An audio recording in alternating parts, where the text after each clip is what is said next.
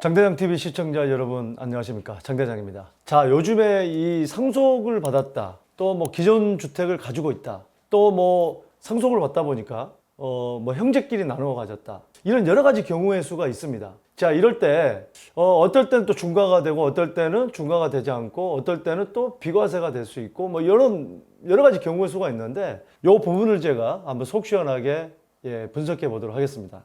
자, 먼저 피상속인은 사망자입니다. 그 다음에 상속인이 1주택을 보유하고 있는 상태. 그러니까 일반적인 거를 제가 대입을 해보는 겁니다. 일반적으로 1주택에서 살고 있을 때, 보유를 하고 있을 때 돌아가셨기 때문에, 이거는 뭐 증여가 안 되기 때문에 내 의지와 상관없이 갑자기 생기는 경우가 많죠. 이럴 경우에 여러 가지 경우의 수가 있습니다. 전체를 내가 받을 수도 있고, 또 형제 간에 지분으로 받을 수 있고, 지분이 똑같을 수 있고, 지분이 많을 수도 있고, 적을 수도 있습니다.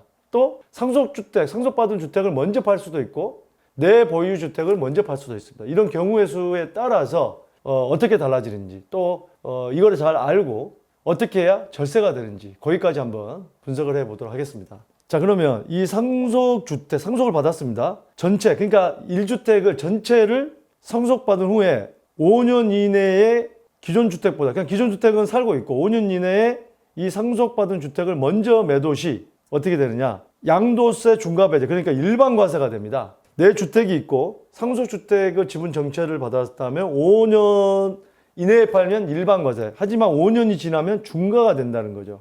그렇기 때문에 상속주택을 먼저 팔 때, 내 주택이 있는 상황에서 상속주택을 먼저 팔 때는 바로 5년 이내에 팔아야 중과가 되지 않겠다라는 결론이 나오죠. 자, 그러면 상속주택을 먼저 팔지 않고 기존 주택을 먼저 매도 시에는 어떻게 되느냐? 자, 상속 개시일부터 5년 이내에 상속주택을 받은 주택을 팔면은 일반과세이기 때문에, 내가 비과세 요건을 갖춘 상태에서 당연히 5년 이내에 내 주택을 먼저 판다 그러면 비과세가 가능하겠다는 결론이 나오지만, 이 상속 개시일로부터 5년이 지나고 나서까지 상속주택을 팔지 않고 내 주택, 기존에 가지고 있던 주택을 먼저 팔았을 경우는 이러면 이것도 중과되지 않을까 하는 생각이 드는데, 이것도 역시 비과세 요건을 갖췄다고는 비과세입니다. 즉, 상속받은 주택에 관계없이 내 주택, 1주택이 비과세 요건만 갖추면 비과세는 언제든지 받을 수 있다. 자, 그렇기 때문에 여기서 또 절세 전략은 기존 주택을 먼저 매도 후, 기존 주택은 언제 매도를 해도 비과세 요건만 갖추면 비과세 받을 수 있기 때문에, 물론 이제 절제가난 타이밍을 봐야겠죠. 시세 차익을 많이 볼 수 있는 타이밍을 봐야겠지만, 기본적으로 먼저 매도를 하는 게 비과세를 받으면 상속주택은 바로 하나가 남아있기 때문에 5년이 지난 다음에 팔아도 바로 중과가 되지 않는다는 점입니다. 그래서 이게 절세 전략 중에 하나가 될 수 있을 것입니다. 자, 지금 그러면은 지금까지는 내 주택을 가지고 있는 상황에서 상속주택을 1주택을 전체를 받았을 경우인데, 자, 이제는요 어떤 경우냐, 바로 지분에 따라 그러니까 나 혼자가 아니라 형제간, 삼형제다 그러면 형제간에 나눠질 경우, 거기에 어떻게 달라지는지, 또 거기에 더불어서 이 피상속인, 돌아가신 분이, 부모님이 아버지가 됐든 어머니가 됐든 바로 상속해 주시는 분이, 피상속인이 다주택자일 경우가 있습니다. 2주택, 3주택자의 경우, 여기서는 좀 복잡해집니다. 하지만 심플하게 정리를 해드리겠습니다. 가장 오래 보유한 주택, 그러니까 이 사망자, 피상속인이 가장 오래 보유한 주택입니다. 심플하게 생각하시면 됩니다. 2주택이든 3주택이든 그 중에서 가장 오래 보유한 주택과 상속 지분이 가장 큰 상속인, 예를 들자면 A주택, B주택, C주택이 있는데 A주택이 10년 됐고 B주택이 7년 됐고 C주택이 5년 됐다. 그러면 가장 오래 보유한 주택이 뭡니까? 바로 A주택이 되겠죠.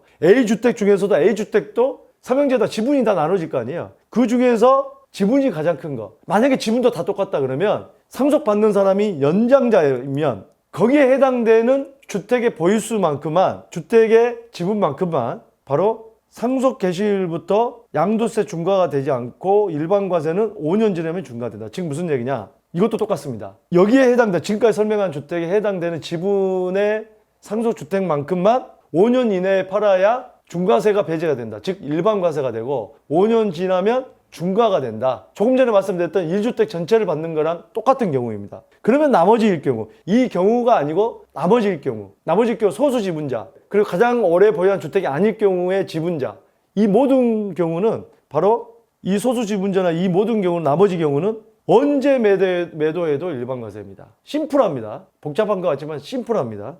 그러면 여기에서 기존 주택을 먼저 매도, 그러니까 상속받은 주택 말고 기존 주택을 여기도 똑같은 경우의 수는 이것도 똑같이 비과세 요건만 갖추면 어떤 경우에든 비과세가 가능하다라는 겁니다. 자, 그리고 어떤 상속주택이든 어떤 지분이든 상속받은 주택은 6개월 이내의 매도 시에는 양도세가 없습니다. 6개월 이내의 매도 시에는 취득세랑 양도세랑 같다고 그냥 봐줍니다. 그렇기 때문에 양도세가 없습니다. 아시겠죠? 거기에 따라서 여러 가지 전략을 세우셔서 이 절세 전략을 잘 세우시면 상속받은 주택에 대한 양도세, 또 상속받았을 때 내 기존 주택, 여러 가지 경우 수가 있지만 그렇게 복잡하지는 않습니다. 이 영상을 보신 다음에는. 자, 절세 전략까지 완벽하게 제가 분석해 드렸습니다. 자, 오늘 이 영상이 여러분들 여러 가지 결정하시는데 도움이 되셨길 바라겠습니다. 매주 화요일 낮 12시에 바로 여러분들의 고민 상담, 이렇게 복잡합니다. 세법, 정책, 앞으로 미래 전망, 지역에 따른 투자 가치, 부동산 상품별 다 다르기 때문에 혼자 고민하지 마시고 라이브 방송 통해서 직접 참여하셔서 여러분들의 고민 상담 질문해 보시길 바라겠습니다. 여러분들의 많은 관심 바랍니다. 감사합니다.